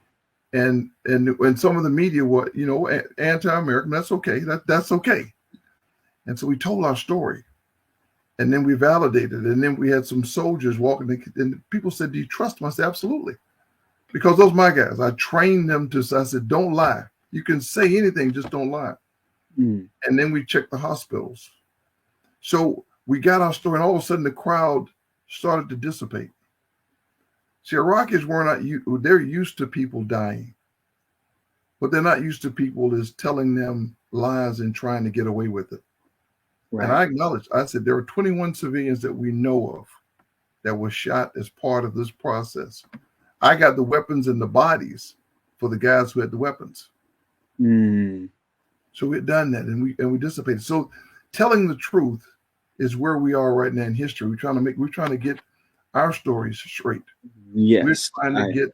We're trying to get American history correct. And by the way, if we get it right, don't lie, don't elevate it, don't make it, don't try to say that no kid in the first guy that stepped on the moon was actually a black guy. Yeah. No, you don't want to tell no tall tales. Yeah, we're not gonna do that. We're gonna tell the truth. And by the way, because when African American history first started, Carter Woodson, he actually tried to elevate history a little bit to jumpstart it. Yeah, no, like it's just not something you should do. And you can imagine what happened, because all of a sudden now there was an effort to discredit all of that work, all of that great work that was actually being done. Yeah, so and it's what I like about not just only the talking points you're talking about, because it's all very relevant. Because when it comes to representation, even when it comes to film or media in particular, just from a background standpoint, it's all about the perspective. It's all about the angle. It's all about how you're telling the story. And especially in this digital age, it's all about the visuals. It's all about, well, how much of it are you going to show? For how long are you showing it? And then you're switching to the next thing to kind of guide your audience down this path, down this visual narrative. And so I definitely could see how history can be written in such a way, or visually told in such a way, where it's misrepresenting the truth.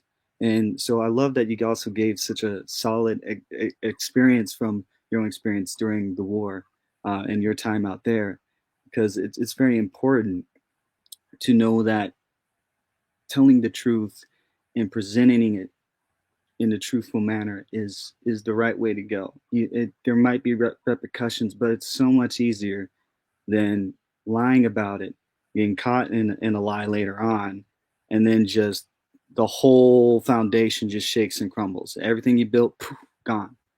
It's better What's the worst trait that a liar can have?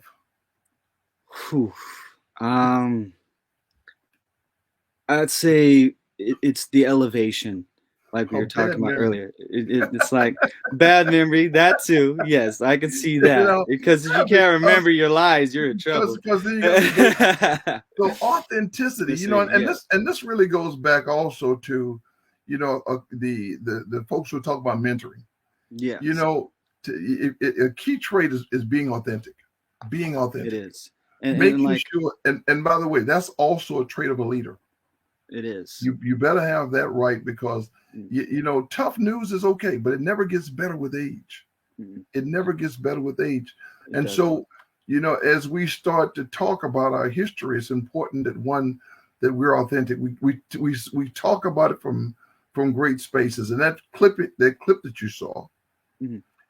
I talked about who validated it, because one, it had to go through a lot of scrutiny. Do you remember the Faith of Our Fathers, the capture of Iwo Jima that was done by Clint Eastwood? And he said, why were there no African Americans in that? And he said, because there weren't any at Iwo Jima. Well, one of the things that clip does is it does some dramatization, by the way, but it's very little, but usually it's only because there was no film at certain places. But in any cases where there was film, like, for instance, the combat cameras that were at Iwo Jima, it showed the mortarmen and the ammo bearers, Marines, who were actually there at Iwo Jima. That should have been part of that narrative. Wow. More importantly, and equally important, the raising of the flag was taken from an African-American cook who provided the shaft for them to put the flag on to raise it, which, by the way, was principally raised by a naval corpsman, which is a naval medic. He was the first person, and the cameraman said, "Can you do that again?" And that's when everybody raced up to be in the photo. That is crazy cool. You see, and General Bray, like, if I may, I just want to say, every time I have a conversation with you, I feel like I learn 20 to 30 new facts about history that blows my mind, and about relevant things that are not only seen in movies and pop culture, but are also seen as iconic when it comes to like films as well. Can't tell you the amount of times I've seen that photo of all the soldiers raising that flag on the hill. We only have a minute left, and so what I like to do in closing to this is just sort of wrap up. What's the main takeaway that we would like to impart with our viewers? And what I want to add to that, to kind of circle and tie in everything that was discussed here in this conversation, this brief moment in history, is that, not only from the mentorships and the representation and the truth, is that it all comes down to these four simple steps to really be the best version of yourself, to really be the best mentor, best student, best anything, is to be it, in order to do it, in order to have it, in order to share it. And you are truly the embodiment of that. You did it. You were being it. You went out. You did it, and then now you have it. You have the experiences, and now you're here on this conversation. You're able to share it. And so that's really like the full circle. I feel like when it comes to anything you're trying to achieve in life, can be boiled down to those four traits, and that's why I would like to leave as a takeaway. Is there anything else that you would like to leave as a takeaway? You've left so many great nuggets of just inspiration. Well, in short order, and I can't do it in 1 minute, but I can say this: it's African American History Month. The military has allowed or enabled us to demonstrate our investment of blood, so that we could be not just in the room, but at the table. Because if you're not at the table, you're on the menu. Indeed, 100%. And you just gotta go out there and do it, like the meme. Just do it. General Bray, this has been it's been a pleasure. I hope that we get to have more conversations like this. Thank you, sir.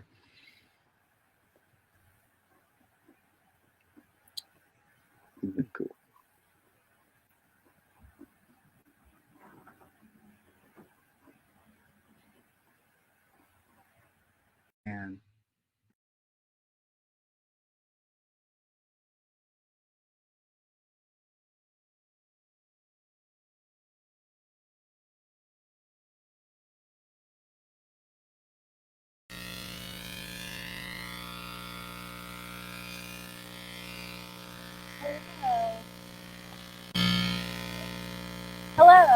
Good afternoon. How are you doing?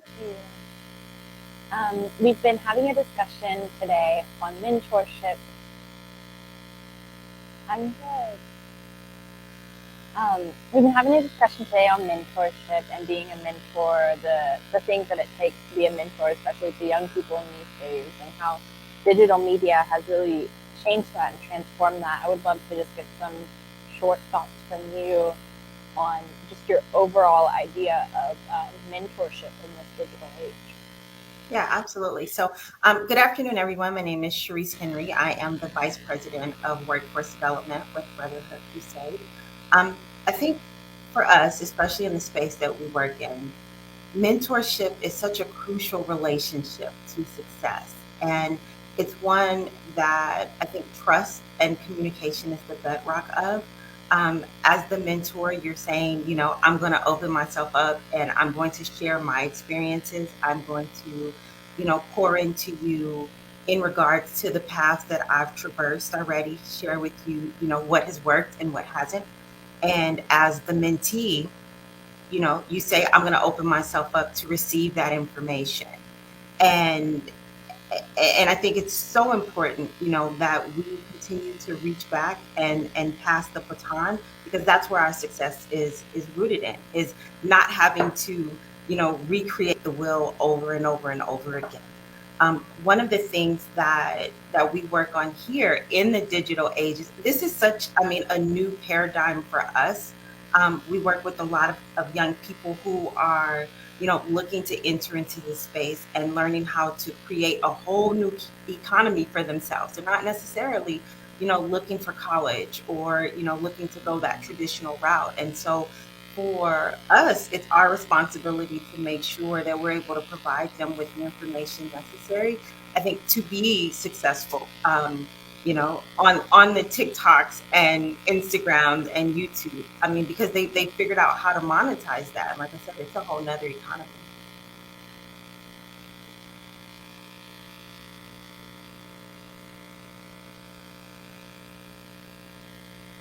I think it's very important, especially now with digital media. Being a mentor to young people is so necessary. A lot of times, young people don't have someone to tell them, you know, this is a tool and this is something that you can really use to change your life, rather than this is something that you can just post like it's your diary. I know you do a lot of work with young people. How has, you know, the way that you've guided them changed since, you know, you started using media? Yeah. So digital media and social media, particularly, is a great asset when you're trying to do brand building. And I think of, you know, student athletes, I think it was mentioned a bit earlier, in that they're able to use that, you know, to post their highlights and to sell their personalities. And but it's also a detractor, because as an HR person, one of the things that I do as soon as I get a resume is I Google the name to see, you know, what is up there, what is that social media footprint of that person that's applying for a position.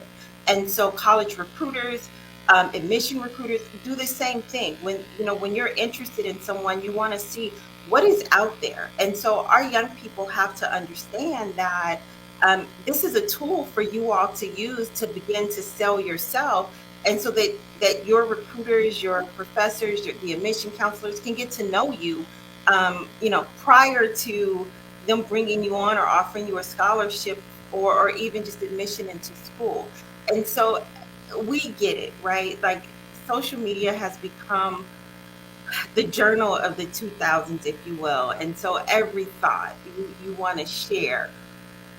I think one of the things that we try to impose on our kids, or get them to really understand, is that, you know, everyone isn't entitled to all of your deepest, most inner thoughts. And so how do we figure out how to allow them to be their most expressive selves, but also understand these things don't go away. Even when you delete a tweet, it's still there. Even when you delete a snap, it's still there. And so just understanding how to use social media as a tool to help them, you know, get ahead.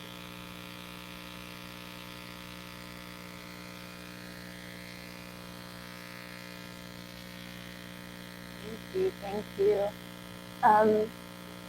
Another thing I wanted to ask, just to touch on your work with HR, looking into people's backgrounds, what are some tools in our social media that can help us with the job? What is something that we could put on our social media to kind of push our resume up?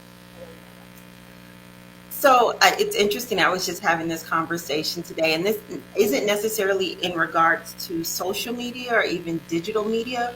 But when you're applying for a job, please, please, please submit a cover letter.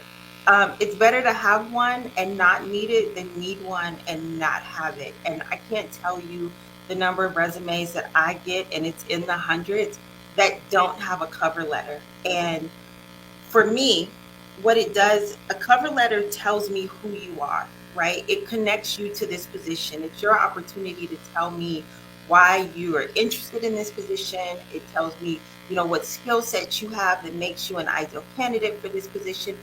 And it's in your words. It doesn't leave it up to me to figure out why you might be a good fit. And more importantly, I don't have to put the puzzle pieces together when going through your resume to say, oh, this is a good skill set and this is a good fit. It allows you to lead that conversation. And if I get 100 resumes with one cover letter, that one cover letter is going to be the one that garners my attention the most. The other thing is using social media to sell yourself and identifying what are your skill sets, right?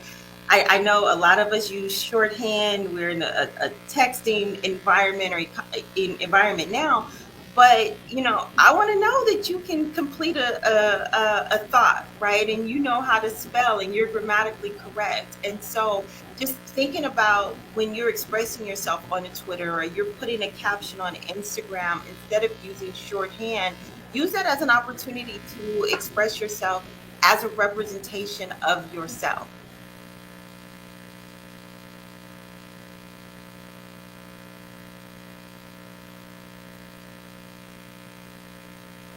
I love what you said about cover letters. I actually saw that said the cover letter is your chance to show yourself.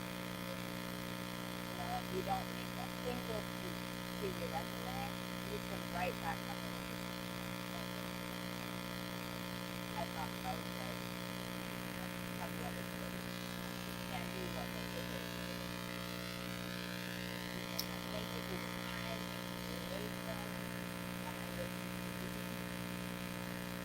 Thank you.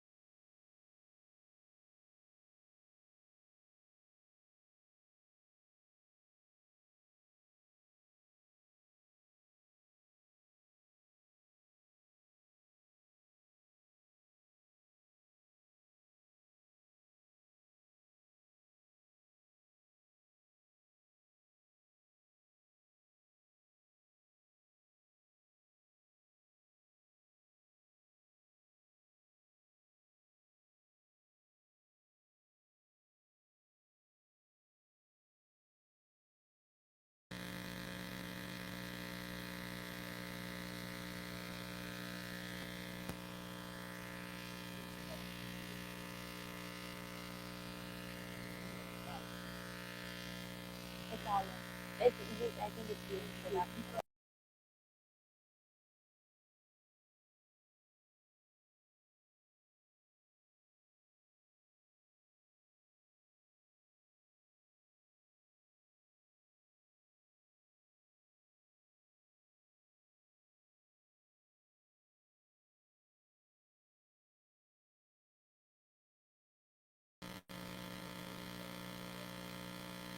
Hello, thanks for being joining us. I want to introduce one of my best new friends. She has connected with one of my past members in the African American military in the timeline, Buffalo Soldier. And she and Mr. Powell, my business partner, connected about 30 days ago in Dallas. And all I can do is hand the mic over to her sharing the story. I've never heard before about any sexuality of Buffalo Soldier, Mexican American, excellent.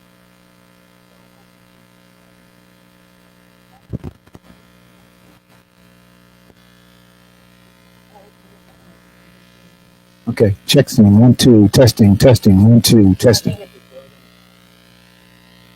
Testing, 1, 2. I know. Oh my God. Okay, so when did it start again? Okay. Okay, thank you for rejoining us. I'm Kevin Clark from Dakar Foundation. This segment here is a conversation between Donna and Dana. But Donna is one of my best, newest friends. She and I connected on something I'm very passionate about, the Buffalo Soldiers and the African American military timeline. One of my business partners went out to Nogales to preside over a 3-day ceremony where he came back and he told me that this was something that we need to follow because it's a budding story. And then Donna's told me a little bit about the intersectionality of African Americans and Mexicans that I don't think a lot of people know about. So I think you'll enjoy a conversation with Dana and Donna about ethnic studies and the timeline that all of us need to know a little bit more about.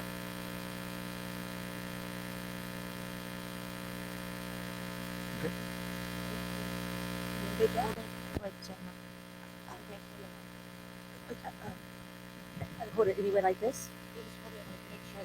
Okay, just like this? Oh, thank you, thank you. Now, when you say live, it's not live, is it? Okay. Help me out. That's right.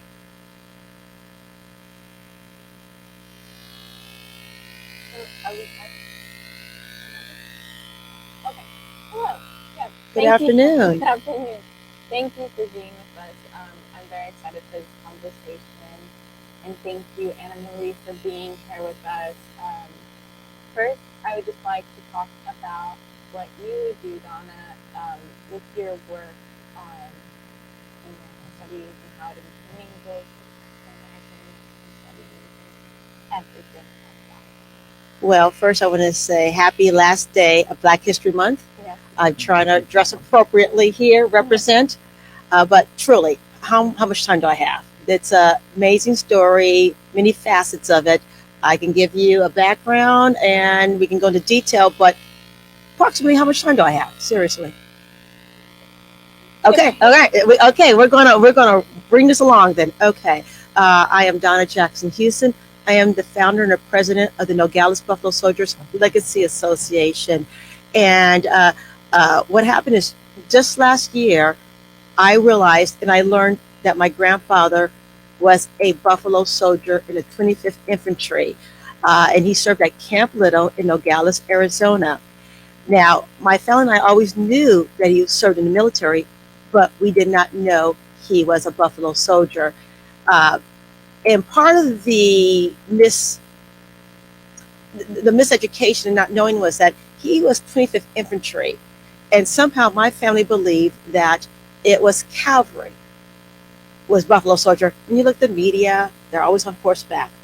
But there is definitely the story of the on-foot infantry, and that was my grandfather who served over 100 years ago. So when I learned that my grandfather was this Buffalo Soldier, I said that we have to do something to acknowledge not only him, but all the other Buffalo Soldiers who served in Nogales, Arizona at Camp Little, and this just in general, all the Black military. Let's start giving them their long overdue. So that's kind of where it started. Beautiful. Thank you. And I think that ties in so much with what we've been talking about today, which is teaching, leadership.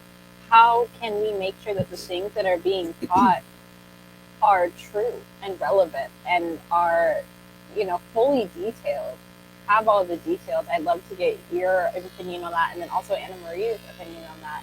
When it comes to teaching, how can we make sure that we're teaching something that will advance storytelling and advance the way that we tell stories? Because at the end of the day, that's how we teach.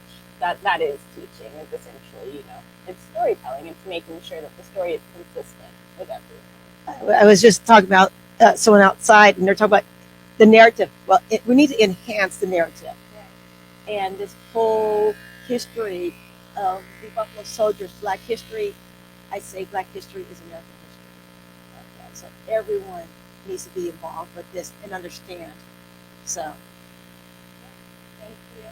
Anna Marie, I'd love to get your input on that, just how we can ensure that when we're teaching, that the narrative is consistent and that the narrative has people. I'm sorry, say that again, that the narrative is what? Repeat that one more time. Can you hear me? Consistent, and that the narrative is true to what actually happened. Yeah, and I think the most interesting thing that was just said right now is that we're celebrating Black History Month. This is the last day of it, I believe. And that Black history is American history. The country was built on the backs of African Americans and people from the West Indies that were brought here. And the stories need to be told, but somehow, how do we bridge that gap of what's Black history and what's all of our history? And people, it's important. I believe it's still important now to highlight things like that because everything's been so hidden for so long. But with the hard work is starting to integrate it. So I'm going to put a link in the chat window here to a project that I've been working on. Oh, the buzz just left for a minute. Sorry, that's why I make you repeat. Anyway, there's I'm now able to talk about it because everything was being developed, but there's a documentary being made on the African company that was a theater company in Lower Manhattan in the early to mid 1800s, and they performed all Shakespeare. It was a Black company, and the people that I tell that to were like, really? They were doing Shakespeare. Yes, they were doing it, and they were doing it well. And the story of how much they were chased and had to move from theater to theater until finally at one point when they were putting on a production of Richard III, another company, a white company, was doing that as well. And lo and behold, the Black theater company got burned down. And they were doing better with their ticket sales. And every time I ask people if they know why, and they said because they were better, they were good. I said, well, that may have been part of the equation, but another reason is that they didn't cut anybody out.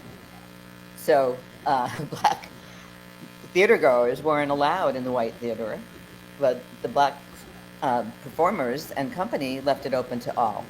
So Morgan Friedman and Laurie McCrary just signed on as executive producers, so I'm free to put the link in there. There's a website, there's clips. They probably won't actually shoot anything until January, but I'm very excited because this is history. This is Black history. This is our history, with all its pitfalls and good things and bad things. So I'm hoping for a lot. I consulted with them and convinced them to do the production in 360 degrees because Shakespeare theater. So there's all sorts of creative things they could do and a lot of creative people attached to it, including, I'm blanking on her name right now because I don't know her that well, but the soundtrack composer is an African-American woman. So that's, I guess, what I would add to some of this, the discussion on mentorship as well. I got in a little late, so I don't know if somebody else already mentioned this. Like David Cohn already mentioned, learn by doing, study with the masters, and that's been my mantra, and the mantra from the American Film Institute, I still carry forward. But the other thing was to learn how to learn and use your mentors to teach you how to learn how to learn, because as soon as you learn something, there's going to be a new way, a new application, another upgrade, a different device. Something is going to happen. 5 different types of password authentication. You've got to learn to be nimble and to jump from that and take the quality, the through thread of any application, service, and content as well, and find out how to steer yourself, to your true north. There's so much that's going on. First of all, ma'am, it's really great to have you coming in from Nogales, and because your grandfather brought to you and brought to us a significant storyline that I think is missing from the American story, and most African Americans don't have it. It goes beyond the 9th and 10th Cavalries and the 24th and 20th Infantry Regiments, because they all start at the same time. But the term Buffalo Soldier has come to have its own meaning, and of course, the few television shows that do show it, they always put them on all of the regiments on horseback. But there are folks out there who were walking, and in fact, Henry Flipper's work that's noted for his engineering brilliance was with an infantry unit, because they were the ones that manned the outpost that went into those places, quote unquote, where horses don't and can't go. And so it becomes important to understand that. And then the part I really call is if people understand how the West was really won. And all the folks out in California, if you really look at Watts, you realize that basically it was settled by mostly the young soldiers that were taking advantage of the post-war bonds and the educational opportunities that pushed us forward. And here is where the piece that really gets lost. As African Americans moved west, they found a different kind of freedom, because they were fighting more often than not as symbols of this new nation, more than just their color. That changed the mindset.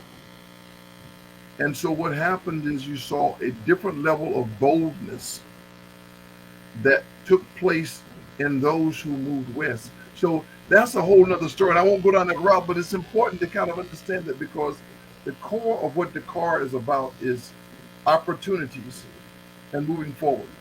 And the top of what Dakar is supposed to be about is character leader development.